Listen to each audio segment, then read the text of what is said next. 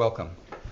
We are thrilled to have an event today to celebrate a very important book that I hope you have all read or will soon read by Torkel Lausen, who I'll introduce a little bit more officially in a moment. The Long Transition Towards Socialism and the End of Capitalism. There are a few copies on sale in the back of the room. It's the first book in the Anti-Imperialist Marxism series with the Critical Theory Workshop that Jennifer, myself, and Emmanuel Ness run. And so also if you have projects that fit within this overall framework, don't hesitate to reach out to us about it. I'll introduce first to my far right Taylor Genovese, who's going to participate in the conversation around the book. Taylor is a transdisciplinary philosopher, multimodal anthropologist, and filmmaker who lives in the Hudson Valley, teaches at Dutchess Community College. He's very engaged in contemporary struggles and brings together both art and culture. He is one of the driving forces behind Iskra Books. Torkel Lausen is a legend, so I feel like I barely need to introduce him. He's very well known on the anti-imperialist left and has been involved for decades in struggles to support the anti-imperialist movement. He is the author of a number of books in Danish. I'll simply cite a few of the more recent ones that have either been translated or directly written in English.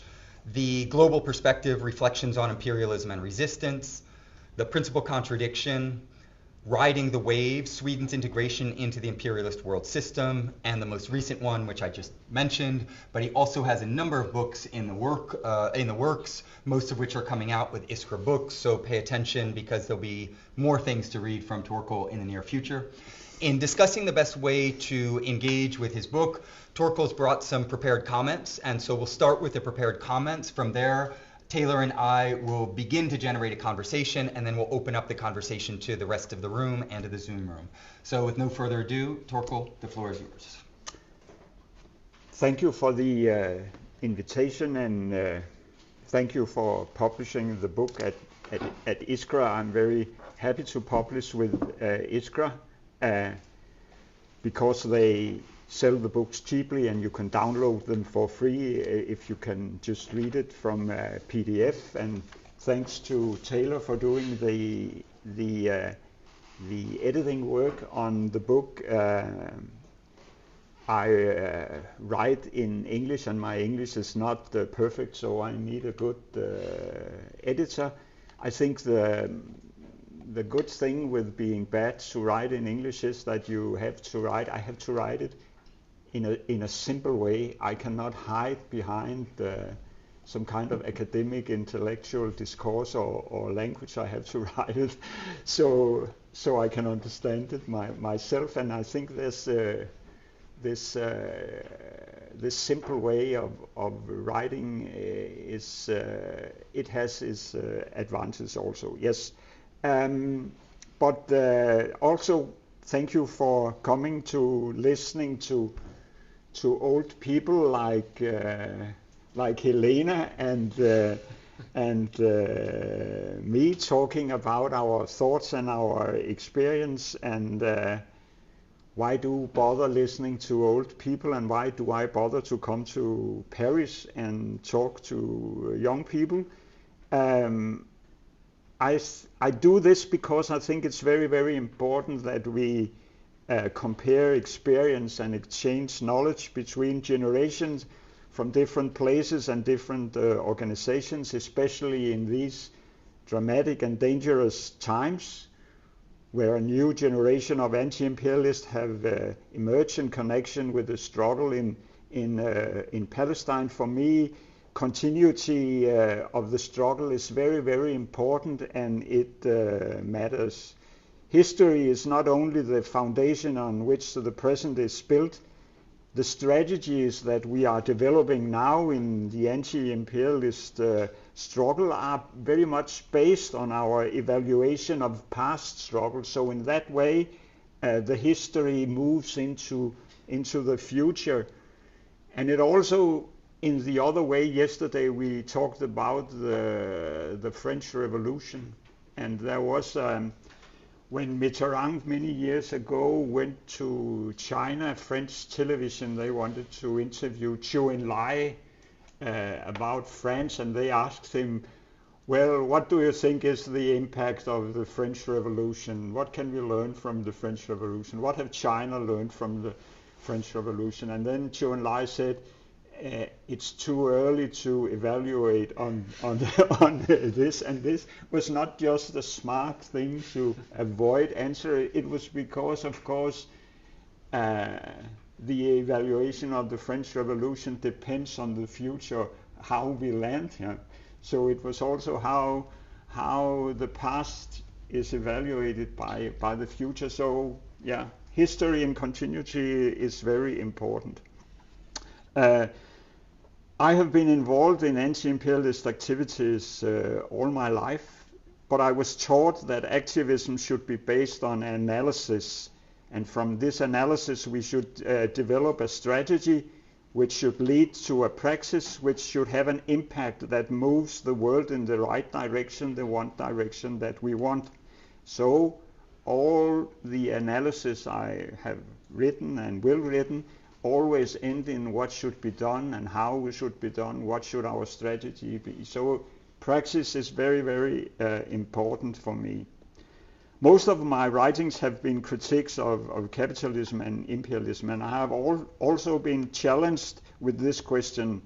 Well, I share your critique of capitalism, but what about the alternative? There have been many attempts to build socialism in the past, but I don't think they have been very successful. Neither in terms of delivering material goods or democracy or so on. So one of the reasons for writing this book was to respond to this line of argument. And when you write this history of how to build socialism, you are not only writing against 100 years of European sense of superiority and anti-communism. I'm not writing for them. I don't think I can convince them of anything. But I also write up against this disillusion that Western socialists will think that their idols have been betrayed, or they think that the socialist mission is impossible. It is for them I have written this book. I think you have come across an uncle who said, if you're not a socialist when you're young, you have no heart. But if you're a socialist when you are old, you have no brain. Yeah, you have come across this kind of people. And I think that in the 60s and the 70s, millions of people would struggle and die for socialism. But in the past 20 years, there have been some kind of pessimism, thinking that socialism is impossible. I don't think that. I'm not a pessimist. I think that the possibility for changing the world order is much, much better today than they were in the 60s. I think we are coming out of the haze of neoliberal globalization, where it was difficult to see the road ahead, but I think that has changed now. In the 60s, the optimism for transition to socialism was grounded in some kind of strong revolutionary spirit, a strong act of will, and this spirit is certainly necessary, but it's not enough. We thought that this revolutionary will could trump the economic power of the world market and generate an economic development in the third world which would be sufficient for them to de-link from imperialism and develop socialism. This did not happen. Instead, we got this counter-offensive of neoliberal globalization, which closed down the project of turning national liberation into economic liberation. Neoliberal globalization gave capitalism 40 golden years with high profit for capital and cheap products for the consumers in the global north. However, they are eager to maximize profit by outsourcing industrial production to low-wage countries. Transnational capital industrialized the global south and transferred knowledge of technology to the global south. And this has changed the economic balance in the world system. The rise of China as a world-leading industrial power has broken this polarizing dynamic between center and periphery for the first time in 200 years. Today, the material condition for a transition towards socialism is good. In the 70s, the Third World demanded another world order. Today, they are actually building it. In the 70s, the ruling class was able to launch a potent counter-offensive in terms of neoliberal globalization. Today, the ruling class is bewildered. They cannot rule in the old way anymore, and they are desperate looking for new forms of rule.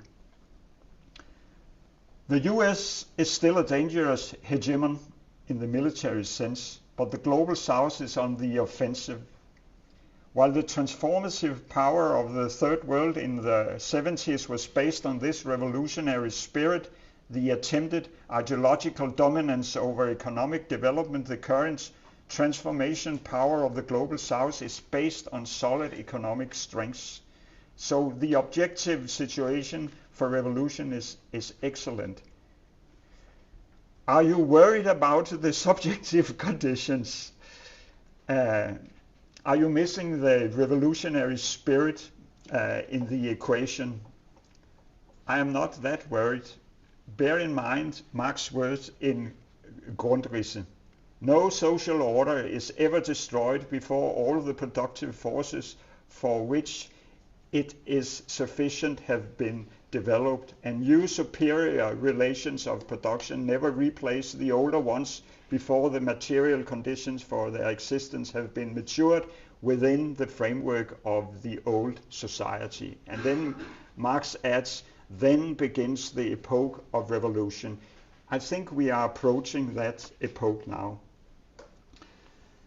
The development of the global south present an opening for the transitional states like China to move ahead towards a socialist mode of production, and this creates space for the exploited classes to take state power and establish a new mode of production in the rest of the capitalist world system. The book is intended to contribute to the development of the subjective forces by summing up the experience and lessons from revolutions and attempts to build socialism in the 20th century. To see the struggle for socialism as a long historical process. And this transition for socialism has become an urgent and pressing task. The capitalist mode of production have reached its limits in exploitation of humans and nature. It is no longer progressive in terms of development of the productive forces. It has become irrational and destructive in relations to humans and nature, and it has entered the dangerous end game. There is not just a wish for another world order, there's also an urgent need and possibilities to build another world order.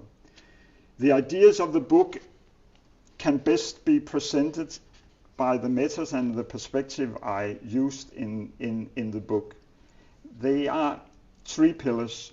The first pillar is that the transition from capitalism to socialism must be seen in the long perspective, as the transition from feudalism to capitalism took centuries. From the first capitalist germ and the embryos in northern Italy and China in the 13th century to the breakthrough of industrial capitalism in England in the first part of the 19th century, to globalized finance, production and trade in the latter 20th century. Like the transition to full-blown capitalism, which took 500 years, the transition to socialism beginning in 1848 has taken nearly 150 years up to now, but it will hopefully be in place within the end of this century. If not, I fear for the destiny of humanity and the planet. This long perspective in the transformation towards socialism is not new. It is in Chinese Marxism from the very beginning of the Chinese Revolution from today. They don't claim they are socialists now. They see moving towards socialism within a century or so. Second, My method is to take a look at this transformation process in the global perspective.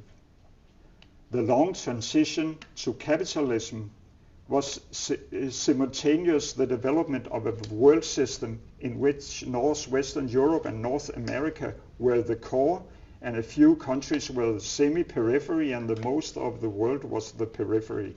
The process of colonization connected the world and polarized the world simultaneously into an imperialist center and an exploited periphery. This arrangement was necessary for the continuation of accumulation of capital, because the extra surplus value generated by the super exploitation of low-wage worker in the periphery secured the profit rate and the ever expanded market in the imperial core, creating a very dynamic development of the system in the core, but blocked the development in the periphery.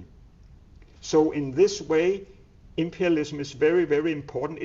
Imperialism is not just a feature in capitalism. It is an essential mechanism in capitalism which makes the system run. So in the West, this transition towards socialism is often seen as some kind of competition between the capitalist state and the socialist state. This is not the case. The transition is the attempt to develop socialism within a world system still dominated by the capitalist mode of production and capitalist hegemonic states.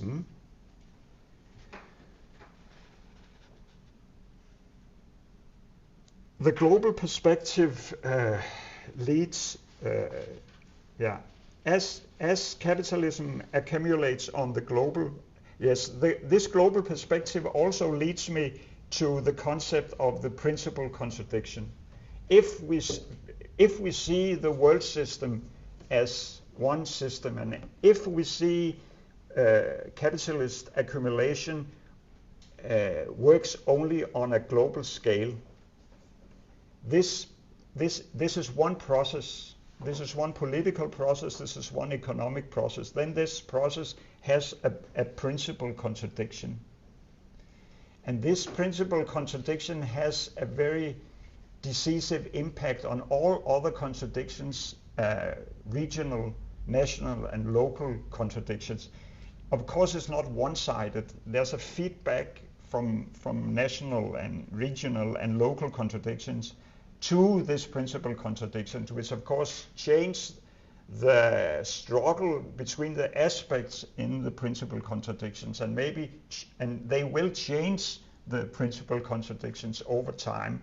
But it's very important to get a hold on the principal contradictions in the world system, because from this you can build a solid analysis. So I think the attempts to build socialism must be analyzed as the intersection between the changing principal contradictions in the world system and this regional and national and local contradictions within these states trying to build socialism. I always use this term transitional states and transitional mode of production instead of existing socialism, because it's not socialism, it's a transitional mode, and I don't like the concept of actual existing socialism, because it sounds like it is some kind of socialism in competition with the capitalist mode of production. It is not. It is a transitional mode which is in struggling against this dominating mode of production. And the third pillar is that the fundamental contradiction is in history is between, of course, the development of productive forces and the mode of production. As long as the capitalist mode of production is vital, developing the productive forces, it will dominate the world system, as Marx wrote before in the quotation in Grundtvig. Why is it so? Why so? Because as long as the capitalist mode of production is dynamic, generating profit, expanding accumulation, so long it will strengthen the power of the ruling class, and so long it will have the support of hegemonic state in the world system.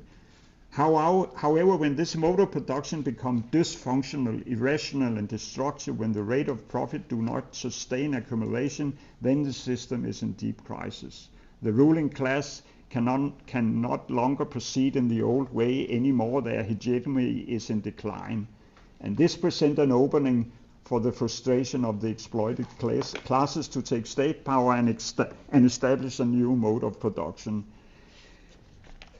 So the socialist mode of production will emerge in the womb of capitalism when it's not longer able to develop the productive forces. And we are very much approaching this point of view. I think already the transitional mode of production, both in the quantitative and qualitative way, is developing the productive forces better than pure capitalism.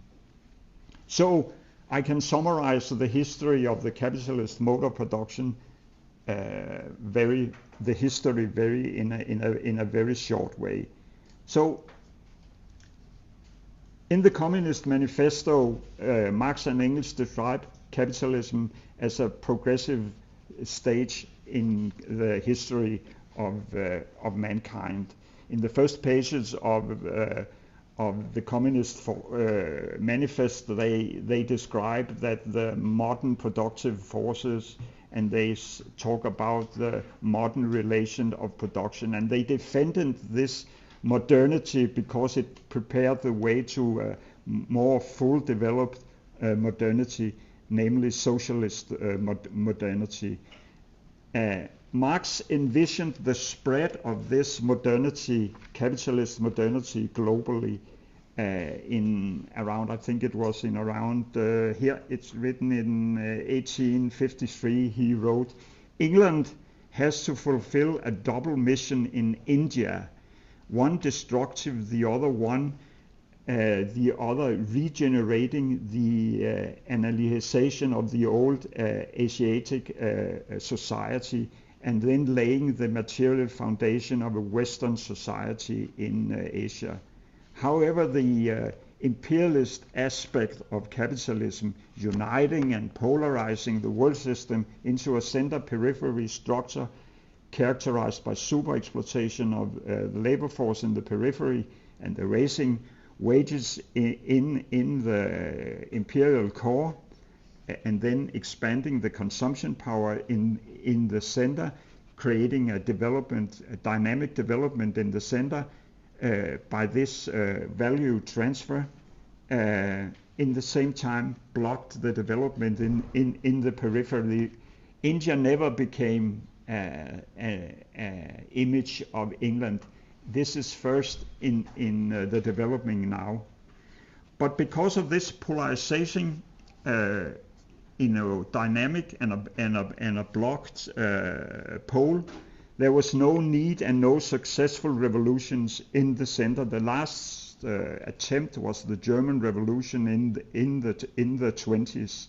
So capitalism has not played out its role in the center. In the periphery, on the other hand, capitalism blocked the development, and there was only one way forward, and this was some kind of revolution, taking power of some kind of socialist or communist to try to get the wheel running and try to get some kind of development in some kind of transitional mode of production on the road to socialism.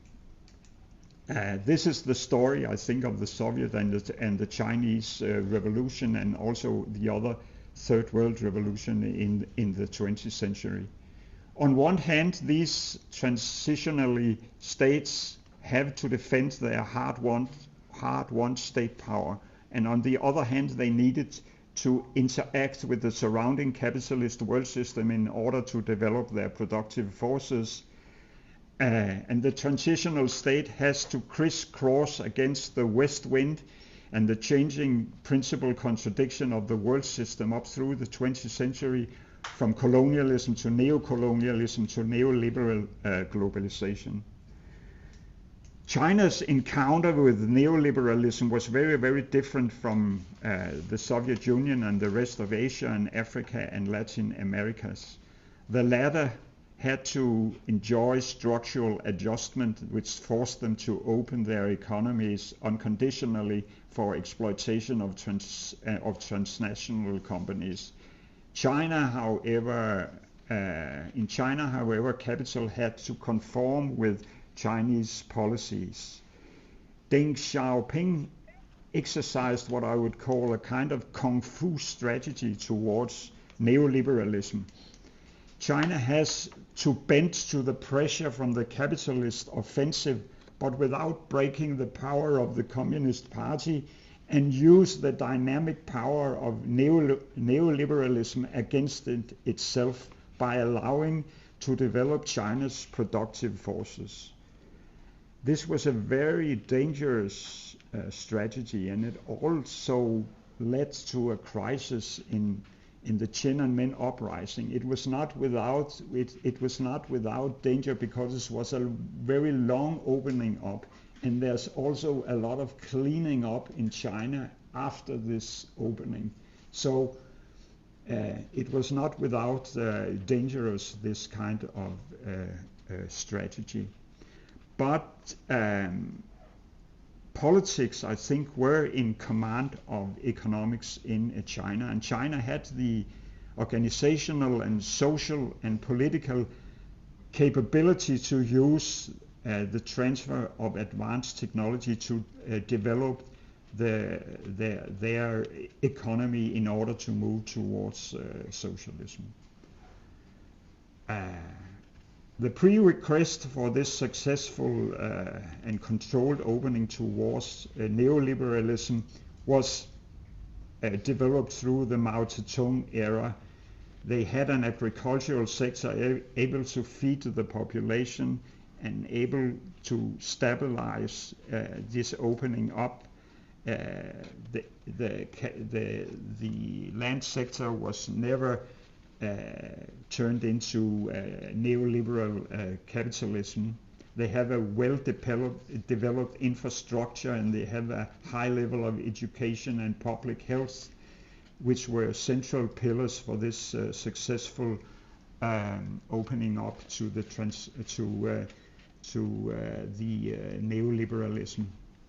And they controlled the economy through the control over the financial and banking system, and also because they have the public ownership of land. But most important, the rise of China as a world leader in industrial production broke this polarization dynamic, and for the first time in 200 years, we have seen the world undergoing huge changes.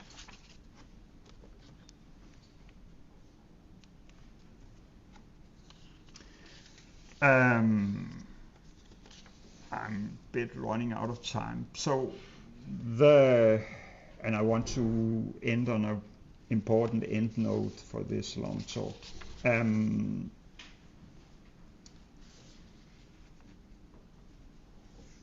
After introducing this kind of methods in depth in the book, I have a long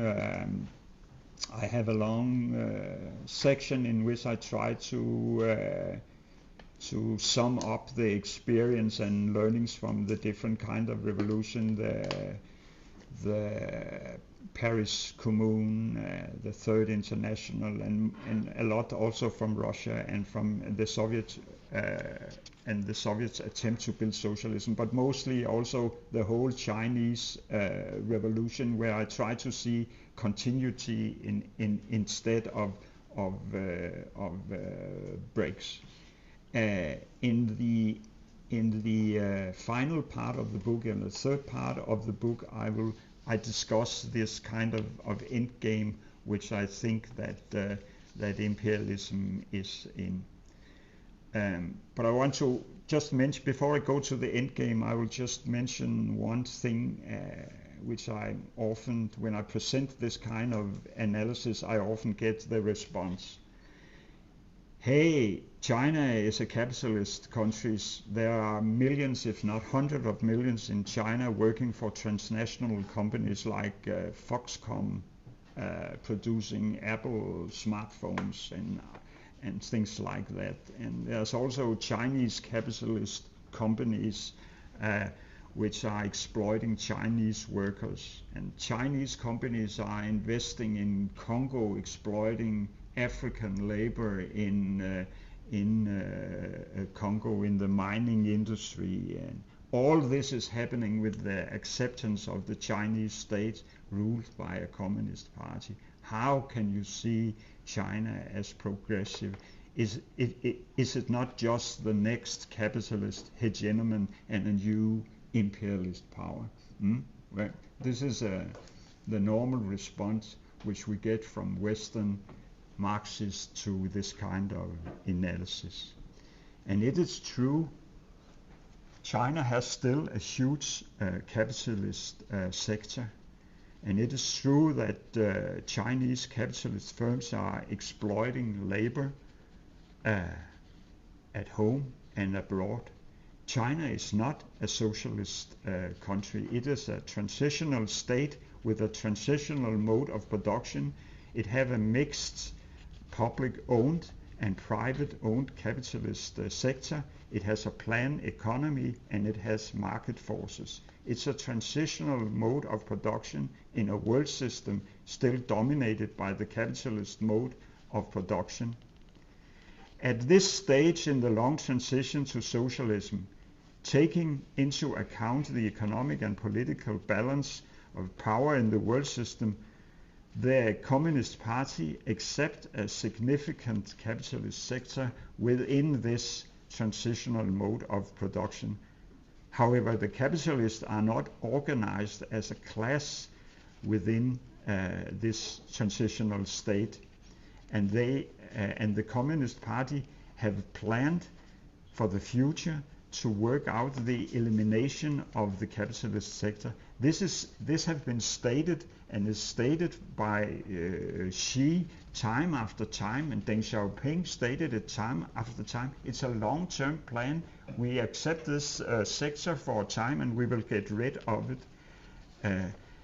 They say that the realization of communism is the highest ideal for the Communist Party of China. It's the supreme ideal in a historical process of gradually achieving these goals. So, and you can see it if you read their constitution and their program, it's part of a plan.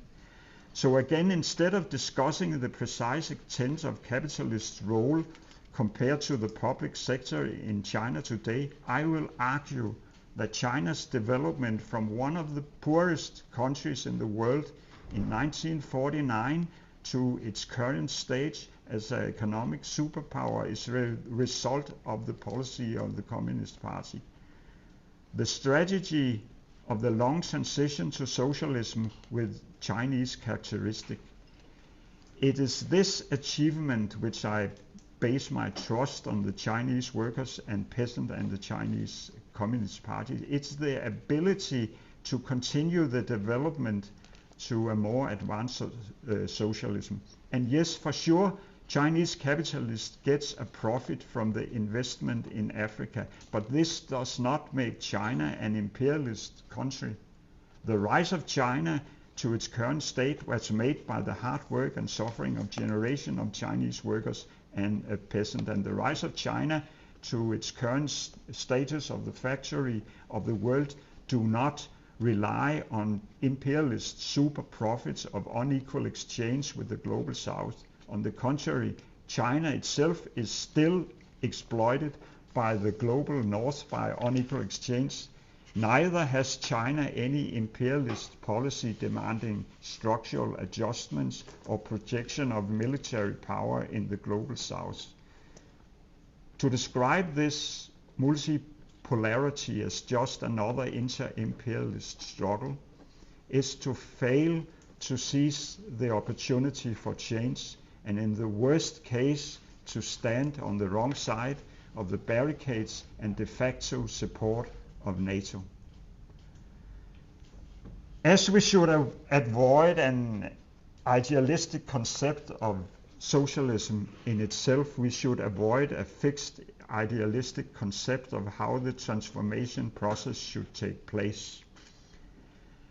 This have often roots in historical struggle, the broad popular uprising building barricades and streets in the Paris during the Commune and arming citizens was one kind of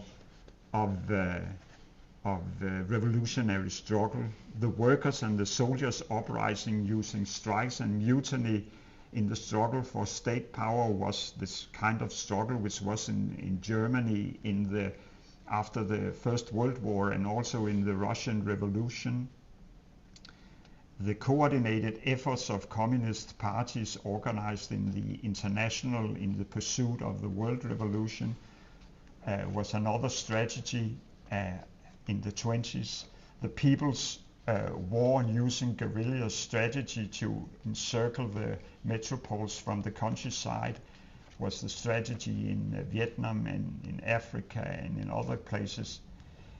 And these forms of struggle exist and continue to play a role in different countries in the world system.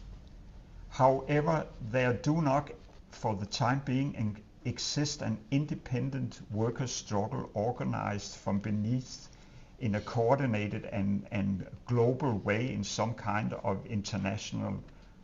It only exists in some kind of sects, and it doesn't have the power, I think, to be the transformist power in the next decades. We can wait and hope for such an ideal organization to develop, but we have to make strategies out of reality. At the current stage, the anti-imperialist struggle plays out very much on the state level between the decline of US hegemony and the rise of China and multipolarity.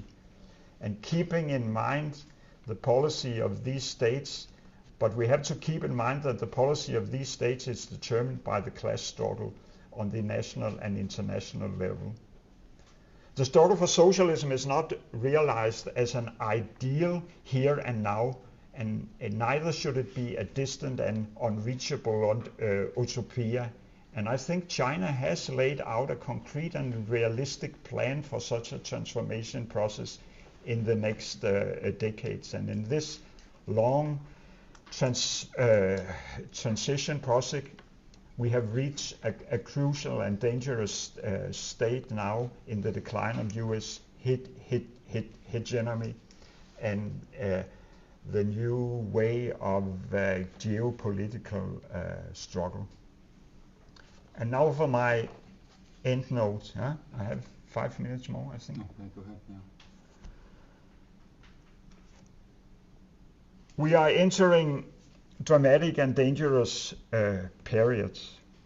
And in this period, I think that the actor has a very huge role because the whole system is unbalanced, it's chaotic, and a flap of a butterfly wing can create a storm. Small events like the 7th of October attack by the Palestinians on the Israeli settler state created an avalanche of events. This shows how unstable the situation is. I think, like the late Immanuel Wallerstein, that this century is the end game of capitalism.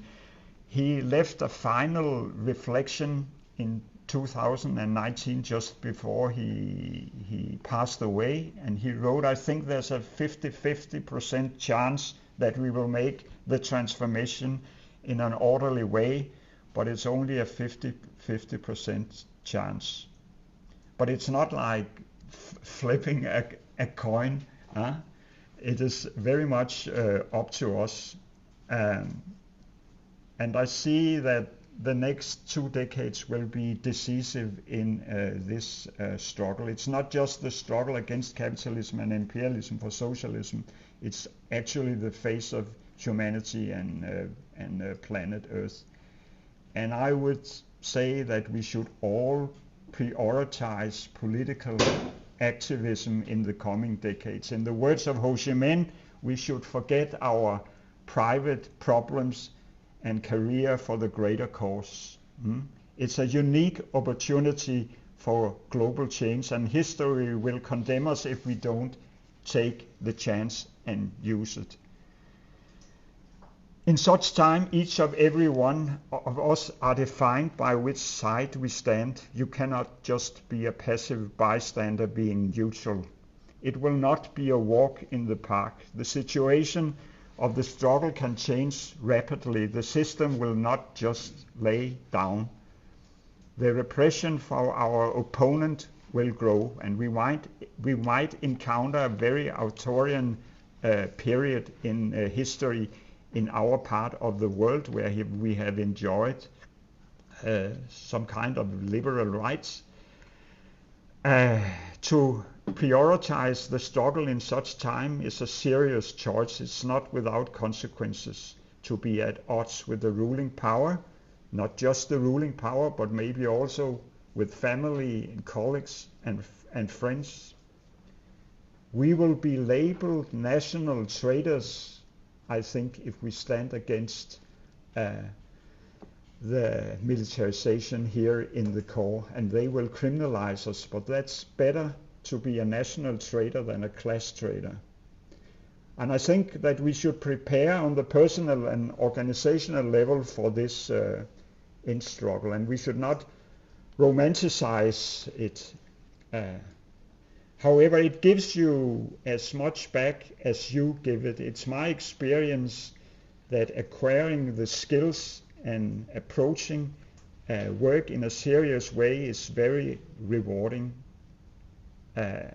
You feel that you can do something. You're not just floating around in the maelstrom of history like a piece of driftwood, pessimistic, arguing in despair that we cannot do anything against the big monster.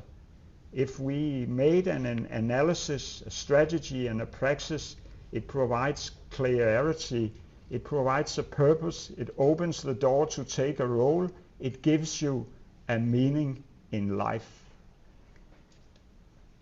You are growing old like me. I'm 73 and Helena is 80 years old, and one day you will have to look back at 2025. You have to look in the mirror and ask yourself if you have betrayed the values you once had. Did you use this historical moment to be an active part in radical change, or did you drop out being a passive bystander to the evolving chaos of war and natural catastrophes? I do not regret my choices, and I do not think Helena regrets her choices. So I urge you to take part of this end struggle and be active. Yeah.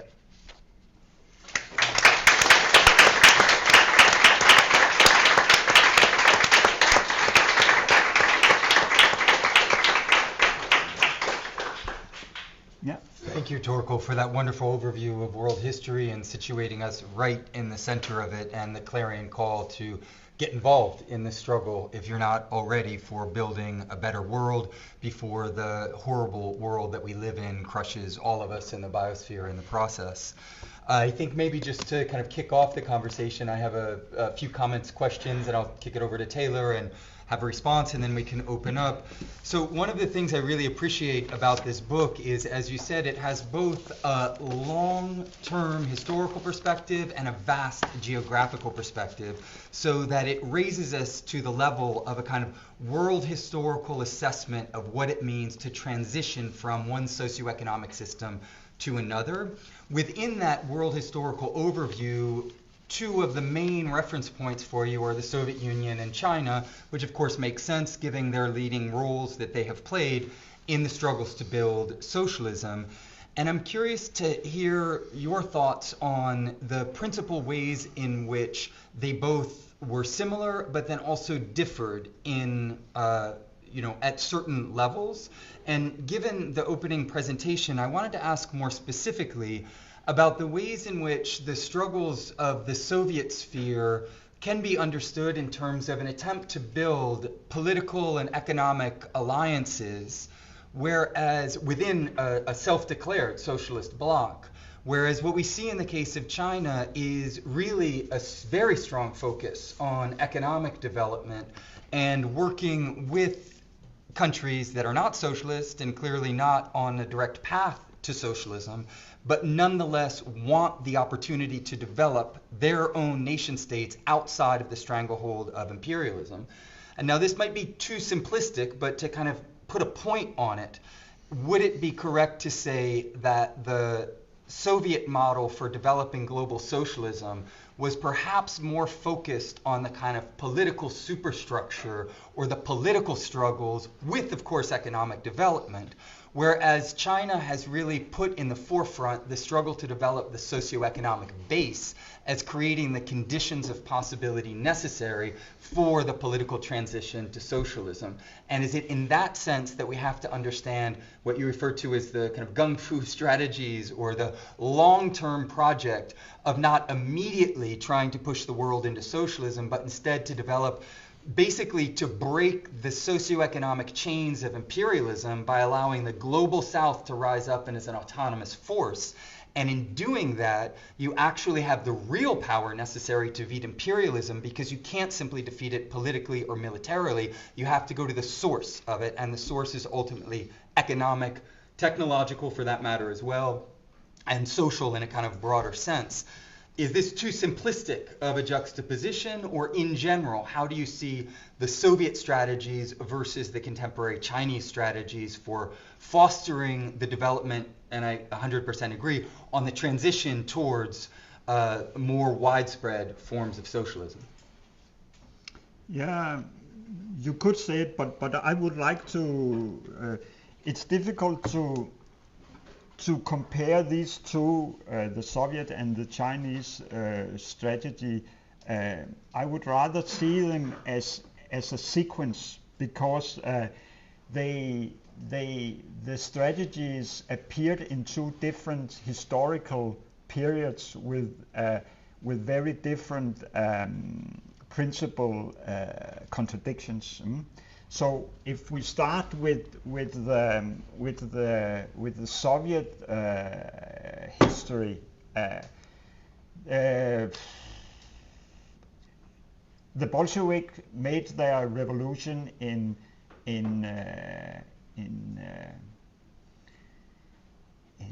17.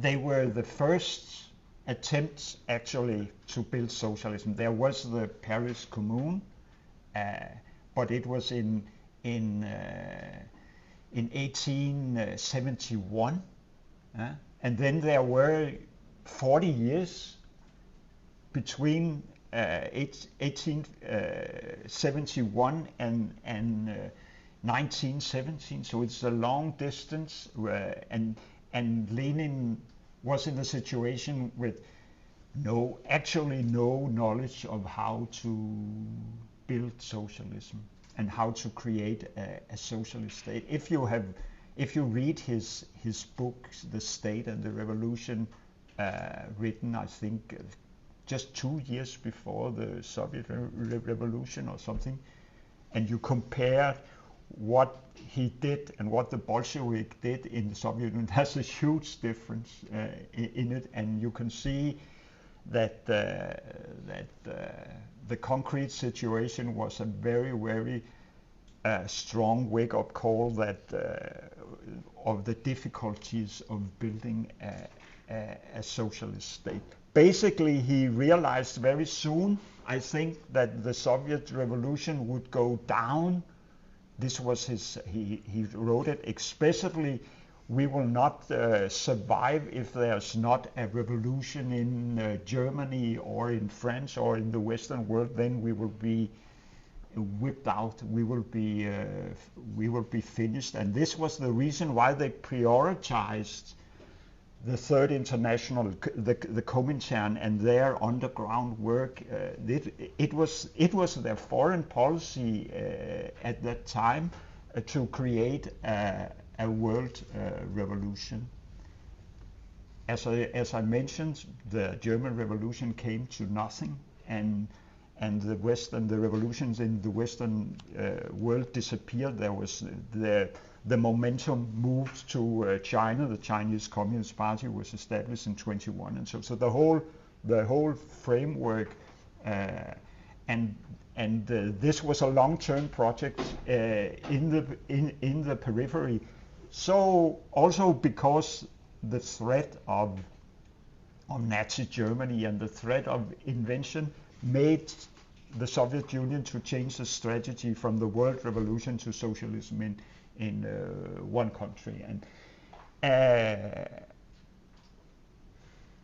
And actually, I think at a certain point, China was in the same situation.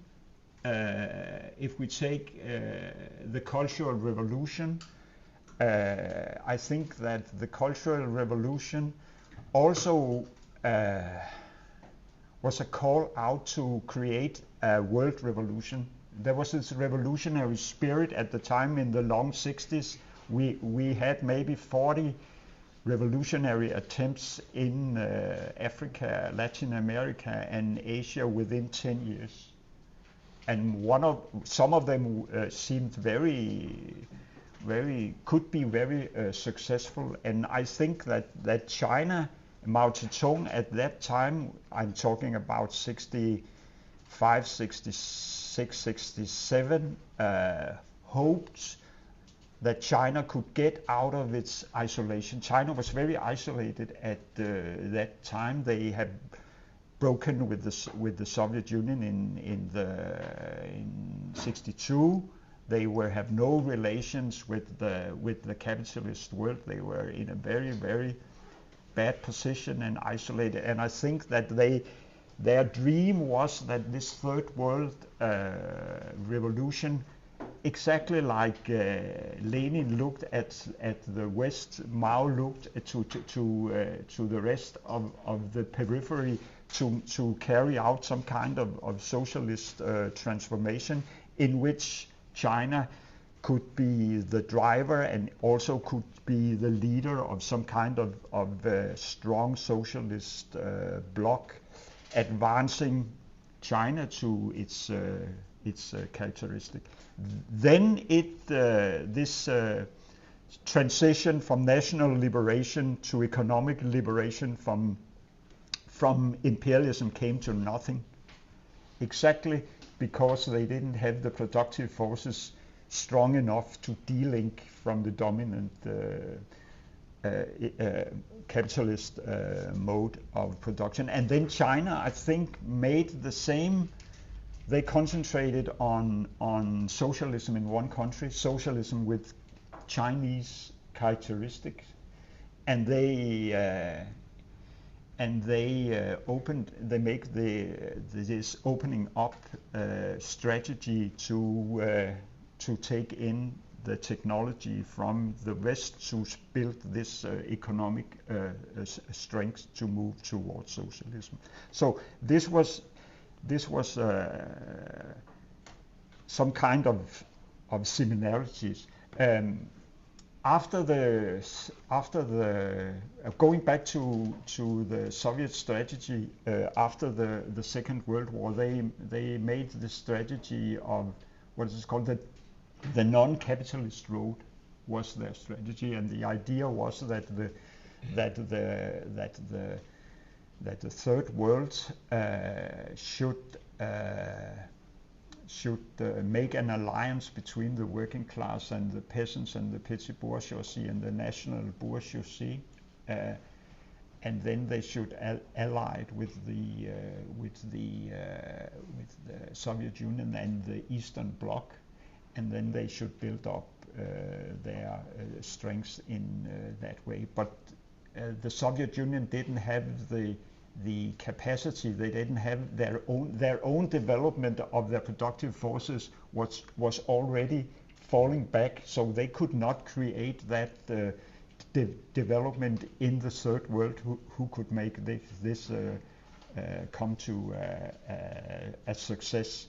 And I think also they were overpowered by this neoliberal counteroffensive, and this was this was a very strong component which China also have to learn about. I will cut it hard a bit. Maybe I will turn to this neoliberal counter-offensive because it's a very interesting subject and how we came out against it. Yeah, you have something? This is great. You can talk forever on this. On this, then there's the book goes deeply into this. In the spirit of the kind of intergenerational knowledge production and sharing of knowledge that you talked about in the very beginning. Yesterday, Helena said, right, she's in her talk that history needs to be told honestly, right? And so maybe I'd like to switch tracks here and maybe have you answer a kind of pragmatic or methodological question as opposed to kind of the deep historical or theory. But maybe you can just speak to approaches that you use to navigate things like truth and political fidelity when you're working through this text or really all your texts. You can maybe reflect on challenges that you've gotten to your methodological approach by others, either by sectarian radicals or mainstream kind of liberal neoliberal historians, whatever. And then maybe just some recommendations that you would give to students who are facing a kind of increasingly repressive intellectual and material world and environment today, and be able to exchange that kind of knowledge since we have you here. I want to respond to it because I was not finished with it, but let's take this first.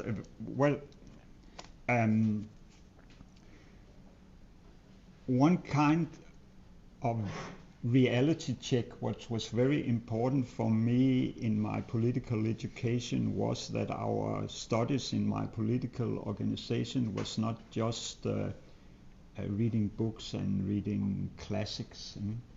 It was very much also making study trips to the third world. The organization have a kind of traveling agency. There was plans. Different members were sent out to third world countries to study the countries, but also to make direct contact with liberation movements and discuss with liberation movements. And in our support work with the liberations movement, we have many meetings and many discussions, and often stayed there in the war zones and in the third world countries and in the struggle for long periods. And this is a kind of reality check, For instance, I come from a Maoist background, a very strong spirit of socialism and this kind of thing. And then I was in Palestine and staying with the Popular Front for the Liberation of Palestine for some time during the civil war in Lebanon in the late 70s, and how they were struggling both in Lebanon and with Israel. And you experience their needs and their political decisions, and and how they looked at the Soviet Union. The PFLP was grounded very much by this revolutionary spirit of the 60s, and they were actually, I would say, Maoist, Che Guevara, grounded in this guerrilla strategy thinking and so on. And they slowly changed, I think, towards the Soviet Union, and we was kind of in the beginning disappointed and why are you becoming revisionist in the Soviet Union, and why are we not supporting China? But they were in a battlefield. They were struggling, and where did they get the support from the Soviet Union? What did they get from China? Nothing. China was not able to support them. It was the Soviet Union who gave them weapons, who gave their members scholarships in the Soviet Union, being doctors and engineers and help them. They gave them money to build a party school in Beirut and to develop their so it was that kind of and this was not because they were renegades or something else, but they have to fight a struggle, and they have to face reality, and they have to see what was going on. So this was kind of a reality check for me, and similar also in other struggles in Zimbabwe and in Angola and so on. In Angola, what did the Chinese do? At the time, they were against Angola because Angola was allied with the Soviet Union. They supported some renegade together with South Africa and Zaire, and this was a reality check for me, and say, hey, what is going on in China? Is Soviet Union the most dangerous imperialist state, as Mao said in, I think, 73, an imperialist dangerous power? It was not. Soviet Union was already in deep economic trouble at the time, and a declining power. So this is.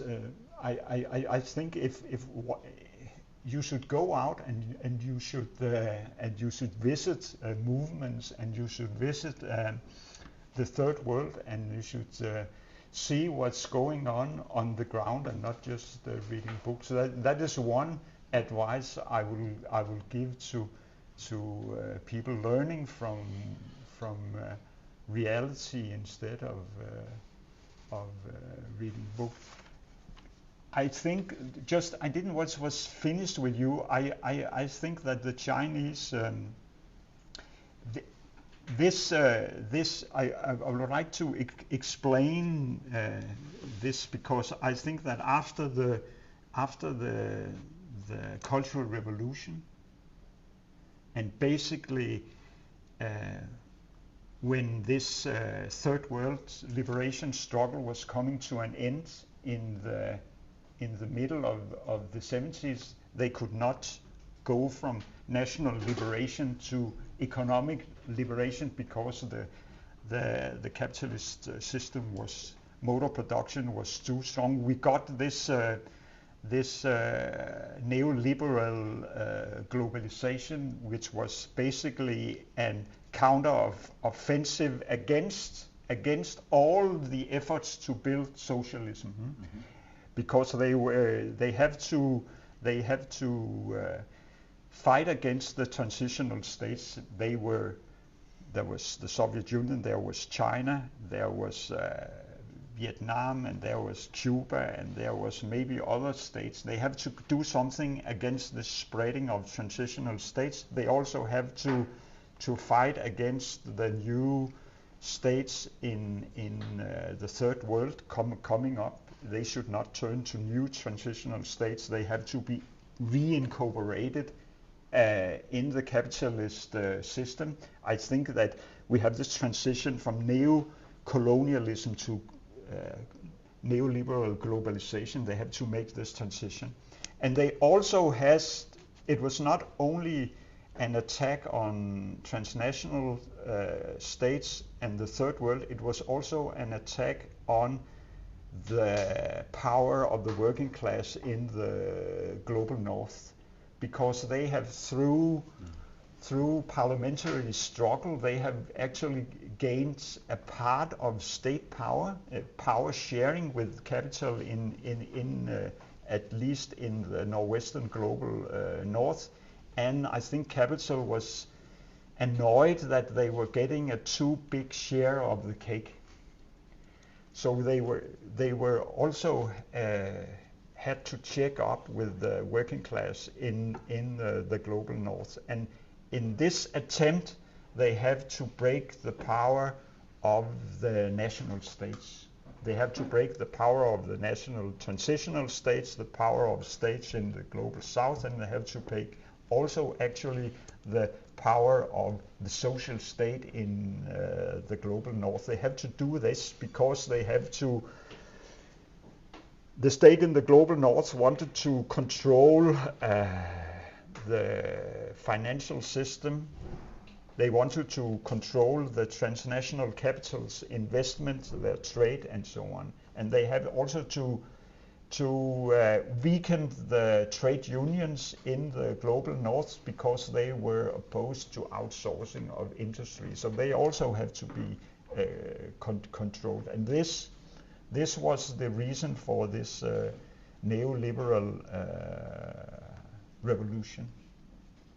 And this has an enormous impact of the whole world system, and it created a mess in our views in Marxism, how to come out of this, how to develop new strategies towards socialism with this new offensive. And I think it was very, very blurred what we came out with. It was a haze. No one could find their directions in the 90s and the beginning of 2000, neither in the transitional states, neither in the global north and then in the global south. I think we were in deep ideological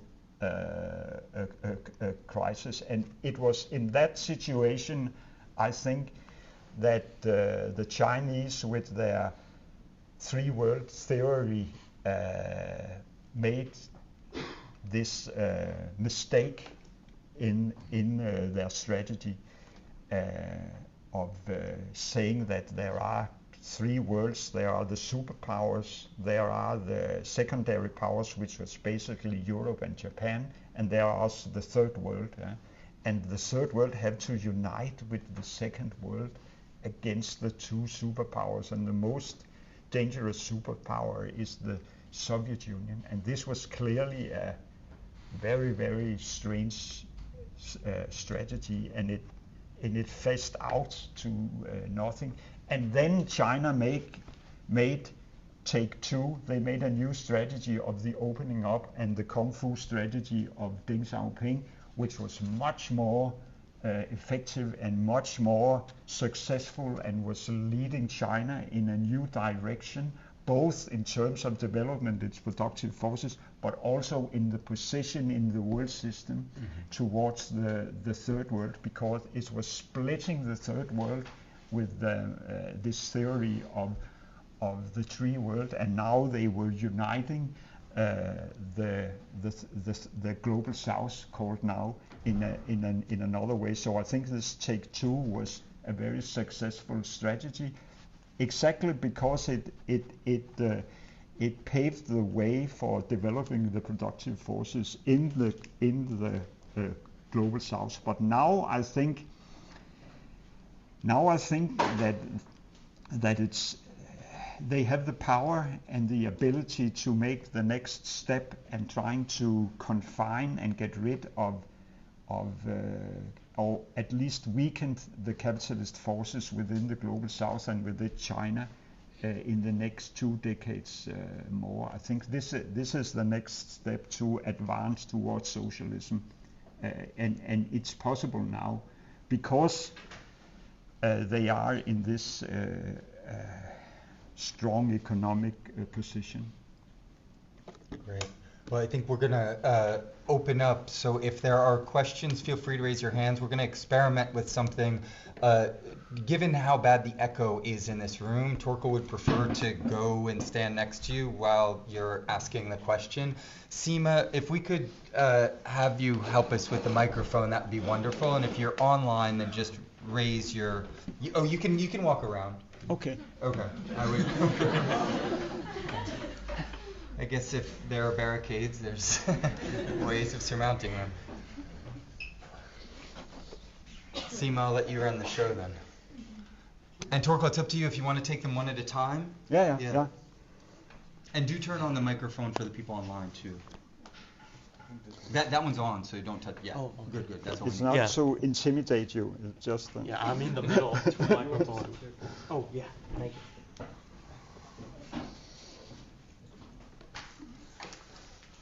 Yeah, thank you so much for the talk. So I have a very quick comment and a quick question in general. So my quick comment on the Third World Theory and the Sino-Soviet split in general, I say from a point of view, if you step yourself in the position of China, you do see that, like, for example, Soviet Union has been in terms of military very aggressive along the Chinese border, and there were border conflicts. So if you really position, which I'm not saying like what China did is perfect, but like if you position in the point of view from China, then there is this immediate threat about Soviet direct invasion or nuclear attack, as opposed to America, which seemed to be a more distant threat.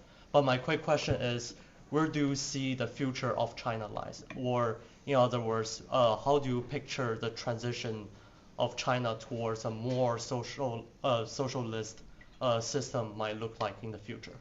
Yeah, thank you.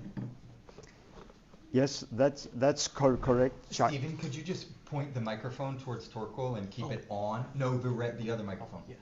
That one doesn't matter. Yeah. It's for the people online. I agree with you that there was this conflict between China and the Soviet Union, coming out to a serious border conflict in '62. But I will argue that this was very much a nationalist conflict, and this was the nationalist trend from both sides. I understand that China didn't want to be the little brother. They feel that the Soviet Union has patronized them. But I think this break in the socialist bloc, if we consider it, I think it was nationalist mistakes on both sides which led to this mistake, and it had a big harm for the transition to socialism on the global level. And I see this as a general problem in the transition towards socialism, that you have this nationalist component which not always serve the transition to socialism on the global level. I'm a communist and I'm an internationalist, so my perspective is always global socialism, and this is sometimes a conflict when I'm discussing, for instance, China, but also when I'm discussing, for instance, the Palestine questions. That I'm not very interested in just creating a Palestine national state. I see it as a transition of the Arab world to a socialist Arab world. If there will become a Palestine state led by an Islamic party, it's not my dream. It's not my project. My project is a socialist state, and so this for me, it's a very important question also to your other question to advanced socialism. The balance between nationalism and universal socialism or world revolution is a very crucial question, and it will also be a crucial question in the development of this multipolar system, because there can also be very serious national disputes within this multipolar system in the longer term, and some of them are also nuclear powers, so it's not without danger, huh? But I see that China now has the possibility, as I mentioned, to take the next step, because they have already now their mixed economy, mixed plan economy with the market forces. It's already so effective that it's more effective than the pure capitalist system. You know, they have more advanced productive forces in many fields, and so I think that they can, and I think they should, and I think it also will benefit their economy to take the next step and limit the capitalist logic. And they have a lot also, I think, and I think they are doing it, but they have a lot of work still to do in cleaning up after opening up, because there's a lot of norms and values which have developed in the past 40 years of opening up in China, which are liberal and capitalist, and they have to clean this.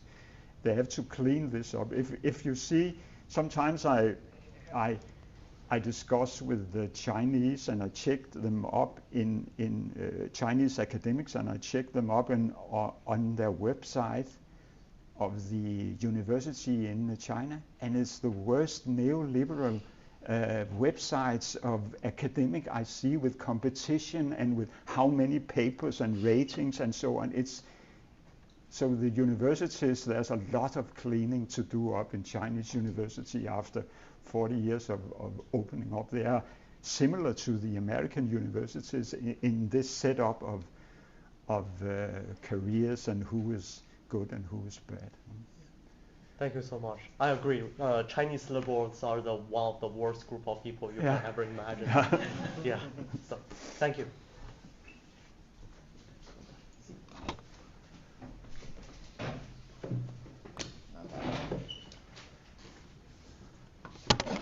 Thank you, Torkil, so much for your talk and for writing this book and for coming up with the other works that you've written.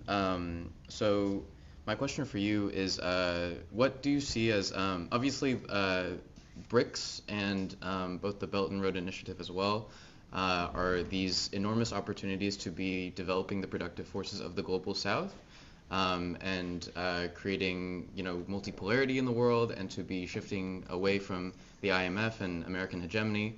So in the long transition to socialism, you draw a distinction between China and the rest of the BRICS powers, really in terms of the public ownership of agricultural land. And I guess what are the other sorts of possible limitations that you see in BRICS as a sort of international organization? Yeah, thank you. Oh, there are many, because they consist of very conservative and even reactionary regimes and oppressive regimes. Saudi Arabia have become a member of BRICS, and Egypt and Iran and so on. But what are uniting all these states in the global South are that they are fed up with the West. I think that the process of colonialism and neo-colonialism and also neoliberal globalization, but because this was the same shit that they said that, if you just open up and if you are just doing this, you will get liberal democracy, and with liberal democracy, you will get wealth. And many people believe that. So I think now they are fed up with the West, and they are united in their opposition to U.S. Hegemony, and this is what keeping BRICS together for the moment. And I think it's also a very important thing that BRICS is turning the trade pattern in the world system from north-south trade to more south-south trade, and more south-south development of the productive forces, because it is in the economic sense very anti-imperialist, and this will create a huge economic crisis in the coming decades in the global north, that we see this, because they will lose a lot of value transfer, because the trade is going south-south instead of south-north. So in that way, BRICS is also an important stage at the time. And I think also that as the capitalist crisis will develop, these capitalist BRICS members will also come under pressure, and they will maybe look to the transitional mode of production as one step in this direction. So they could move in this direction under the pressure of the growing capitalist crisis. But I think that I do not see any contradictions between supporting this development and then supporting the class struggle in Egypt or in Iran or in Saudi Arabia. Saudi Arabia for me is a reactionary country. Yeah? So I don't see any conflict in this. Thank you.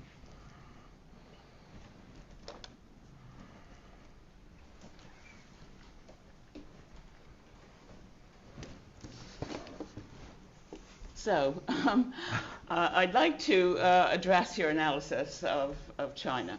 I agree with it in broad terms, but I have some reservations.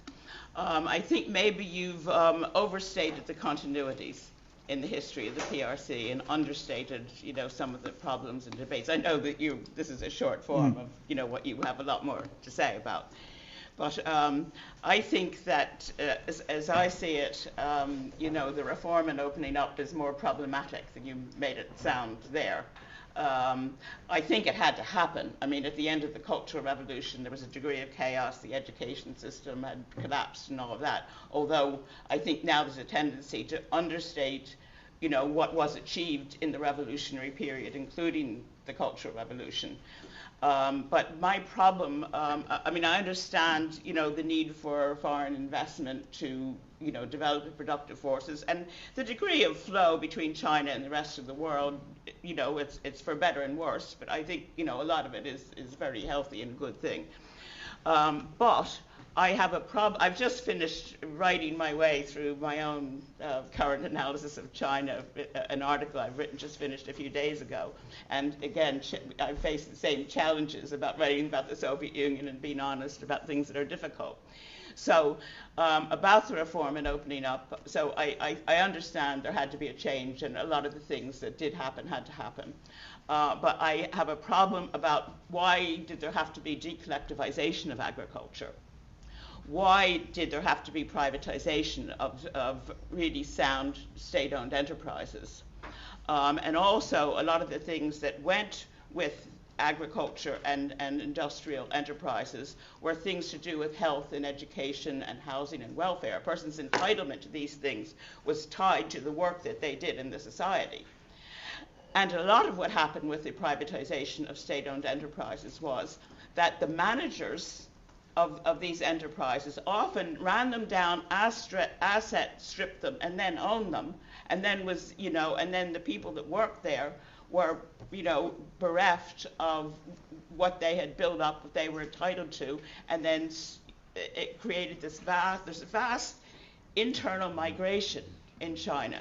This whole movement of rural populations into the cities, competing with, you know, industrial workers, driving down wages, and also without entitlements to, you know, housing, health, education, all these things that went with their place of work. And so, you know, there was a lot of dissatisfaction building up in China through these years. And then there's this whole, you know, neo-Maoist movement, you know, sing red and attack black, and the whole, the whole Chongqing experiment and the popularity of Bo Xilai. And I think what I'm seeing now, if I understand things correctly, under Xi Jinping, I think that Xi has adopted a lot of the ideas of Bo, but in a less showy kind of a way. I think that there is more of an attempt to regulate capitalism, to re-emphasize, revitalize Marxism even. Now, I think it's very wise, you know, of Xi to maybe do it in the kind of way that he's done, and for the party to make it seem as if, you know, all this was, you know, a smooth transition, but it really wasn't that smooth a transition. And so they're just a fraction of my thoughts about this. And you know, I mean, I'm trying to deal with these things myself. But basically, I asked a party member, you know, like, how do you see the relationship between, you know, how do you define China in terms of capitalism and socialism? They said, we think that we can use capitalism to build socialism. And, you know, I think that, you know, it's not that there's been no experiments like this before, like in the Soviet Union in the early days of the NEP and, you know, perestroika and all of this, but China is doing this on a whole different scale. And you did use the word dangerous, and it is. But, you know, I think we have to, I mean, I do broadly take the line that you take. I think that we have to be open, about it. We have to defend China against the slanders and say, oh, it's just, you know, another capitalist country, it's imperialist, and, you know, we have to argue against that. But I think that we have to argue against it in a way that airs the details of it and the contradictions of it, the difficulties of it. I mean, I think we probably agree with all of this, but I just, I don't know if we do or not. But like, I just find, you know, I mean, I support the CPC, but, you know, I still have to wrestle with these issues. And I do have a problem with the dominant party historiography about the history of the PRC. I think it makes they're you know, big blank. I mean, Tiananmen Square 89 is a big blank, and people like you and I and other people in this room who are going to have something to say about China, we cannot blank it. This looms really large in the rest of the world's account of China. And it's a false account. It's even factually false, the mainstream version of Tiananmen 1989. But, you know, at the party museum, the official party history is blank. Like, there's nothing said about it. We cannot do that. No, and and you didn't. You said you said it out loud there. I discussed it in my book, The Incident on Tiananmen. I mentioned Lin Piao in my book, and I mentioned another. Can you put the microphone towards kind of people, and my book is being translated into Chinese by the Chinese Peking University. So they're not mentioning it directly, but they are translating a book which mentioned this incident into... All the boundaries are very fluid, by the way, and they're very fuzzy. But I very much agree with you of the many things that you said about the problems. But but I still see, if I compare the Soviet Union Communist Party with the Chinese Communist Party, I think the Chinese Communist Party is much stronger, and they have handled discussions between fractions better than Stalin did, much better. Yeah. Huh? Deng Xiaoping was outcasted like a capitalist roader, or Liu Xiaoxi was also, and they were they were not executed. They were coming back into the party later, so they had a much better discussion, and I think they still have. I don't see it as a. It's a party where their discussions are going on, and they are open discussions, and I see that the Communist Party is able to innovate. It's able to change the course in a way that the Soviet party was not able to in the later days. And I think that the Chinese Communist Party also has a much better relation with the population. Yeah. So they've learned from, and nobody has studied the Soviet Union as carefully as the CPC. No, so they, I think basically Stalin destroyed the party culture within the party, and he also destroyed the relation between the party and the population, and this is very different in China. So therefore, I have some kind of I see some kind of continuity and some kind of within this party, and I have a strong belief that they are able to take and correct mistakes. And I don't see it's not like there's some kind of that power is being in some personalized from one person to the other. It's on merit and it's on discussion. It's an open. There's some kind of open discussion of the development of the political line, and this is much better than in the Soviet Union. Maybe we'll do one more question in here, and then just in the interest of time, I know there's a number of hands online, and because we will have to empty the room in about 18 minutes, so if you could keep the questions as tight as possible. Seema's.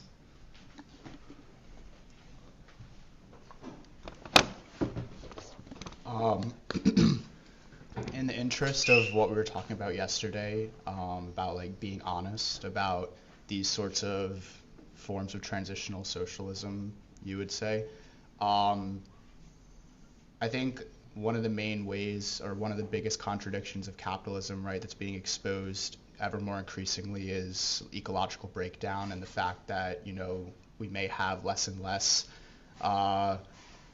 material bases for production as there is like increasing climate collapse and things like this.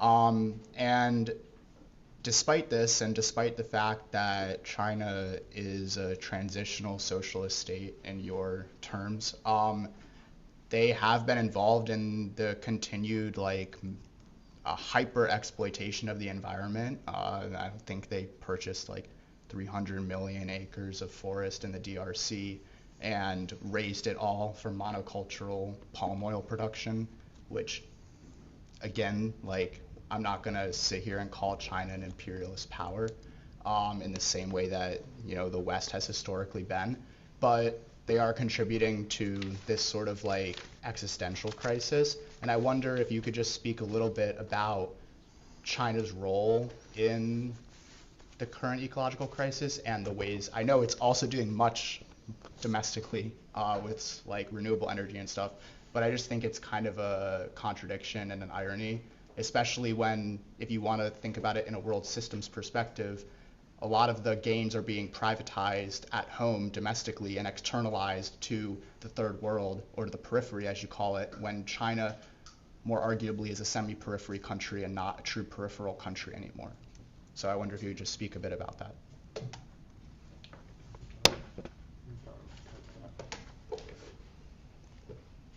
Yes,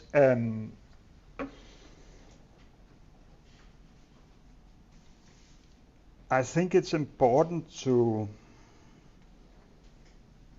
see this question and discuss this question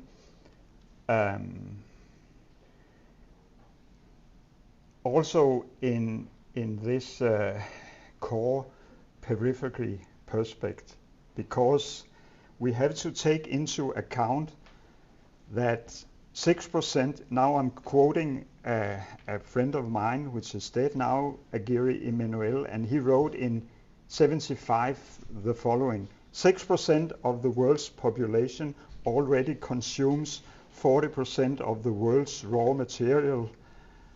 Present world's production in physical terms could only feed, clothe and house about 600 million people on the American level. American consumes 700 kilos of steel per head per year.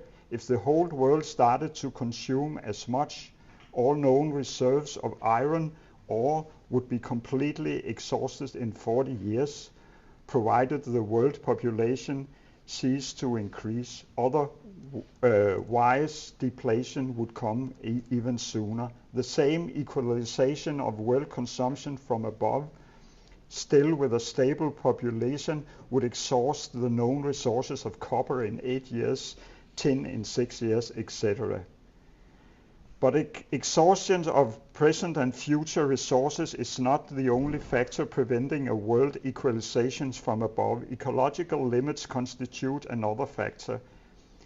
If the present developed countries can still get rid of their waste production by dumping them in the sea or expelling them into air, it's because they are the only ones doing it.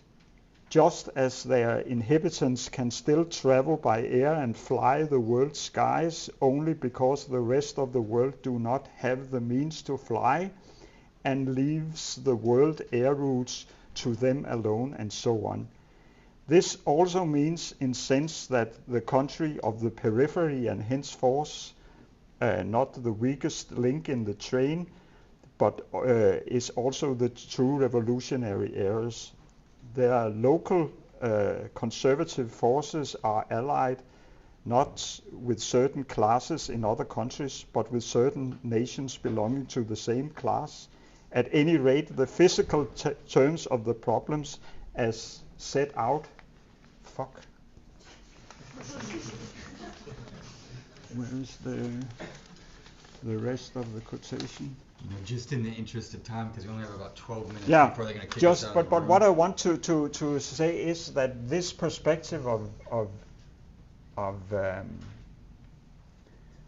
blaming China to develop and to get. Well, it's not a matter of blaming. It's a matter of being honest. Yeah. But I think it's a perspective from the West that they should not have a refrigerator and they should not fly the skies while I'm flying the skies. The global South need to have hospitals and universities and this needs cement, and this needs steel, and it needs the production. We can do it with developing the productive forces, but not telling them not to live on our stage, and they should stay on their level, not destroying the world environment. It's dangerous position, I think. I mean, I Let's won't reply. Just Okay. Yeah, Yeah. let's do a round of questions online. We can do maybe 2 or 3 of them. We have pretty limited time, so Jen, you can run it. And let's try to keep the questions brief. So we'll start with Schwab. Okay, thank you very much for the talk. I read your book from front to back, and I can only recommend it.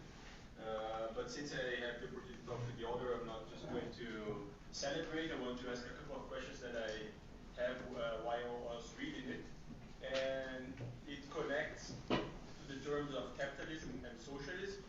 And when you regard that China had already capitalism from ancient times, following Ken Hamilton's argument, it equates capitalism with markets. And this, in a sense, is the reason, from my perspective, why you're saying that China is not socialist, but on the path of becoming towards socialism, because maybe it has markets. But if we see Chinese scholars like Chen Yingfu, he sees China as a socialist country in one of the stages of socialism. And socialism is by definition a transition. So for me it's a little bit weird to think in a transition towards a transition. Socialism is already the transition. And this seems a little bit like purism. Like socialism only when it's perfect, and capitalism becomes eternal, always when it has markets. So I'd like a little bit maybe a clarification on this regard, because also in a political, not only theoretical perspective, it sort of disengages, I think, the public thinking, oh, okay, capitalism still is, China is still in a way, and the transition towards socialism, when it will come, it is always the transition, towards the transition. Anyway, thank you. Do you want to take a second question from online? Let's, Fabrizio, do you want to share your question? Yes, yes. Thank you for your talk. Also, I'm very interested in your book. My question is about the urgency of socialism in the 21st century and a time of public crisis. So basically, well, my question is, about if reaching socialism can bring direct solutions to those crises, or it is more like can it provide like a necessary integrated worldview to tackle those crises? I don't know if you will, specific forms of consciousness. I'm thinking about ecological consciousness, which in places which is hindered in places where the logic of capitalism is ubiquitous. Yeah, that's the question. Do you want to take a third question? Can you do the third question? No, not more. That's good. I think that the basic difference between capitalism and socialism is the market. As long as there is market forces, there is a capitalist logic. Because it is turning around the question, because if there is a market, then the consumption power determines what should be produced and what should not be produced. And in a socialist economy, it is political decisions which should determine what should produced and what should not produced, and in what way they should be produced. So the existence of the market shows that there is still a capitalist component. And I think that the aim is to get rid of the market forces as much as possible, and to put politics in command. But I don't think that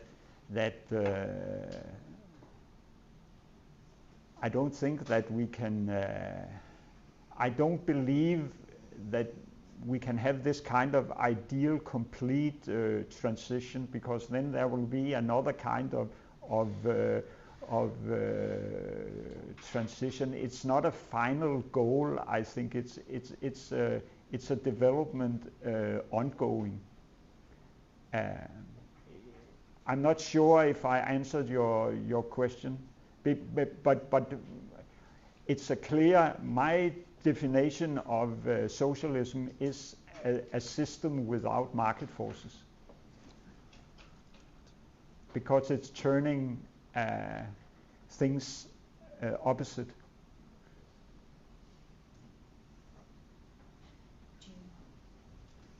The other question was a question of ecological.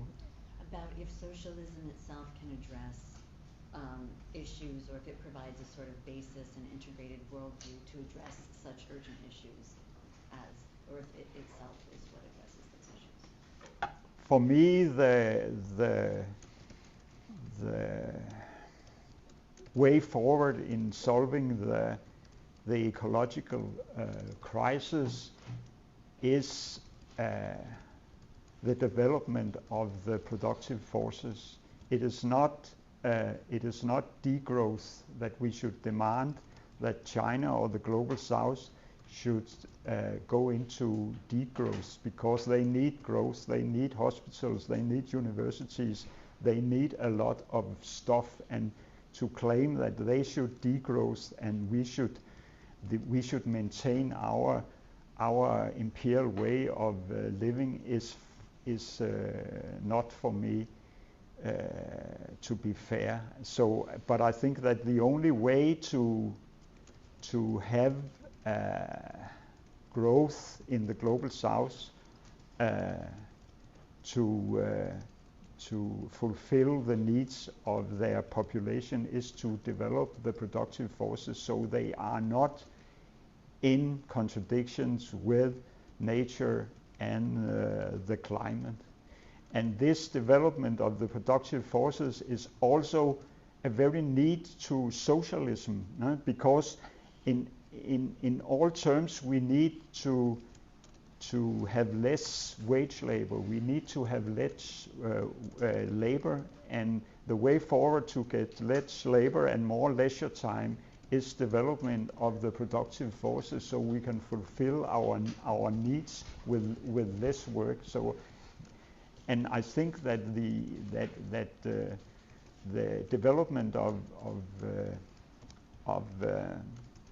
the productive forces could be accelerated in a socialist mode of production. Yeah?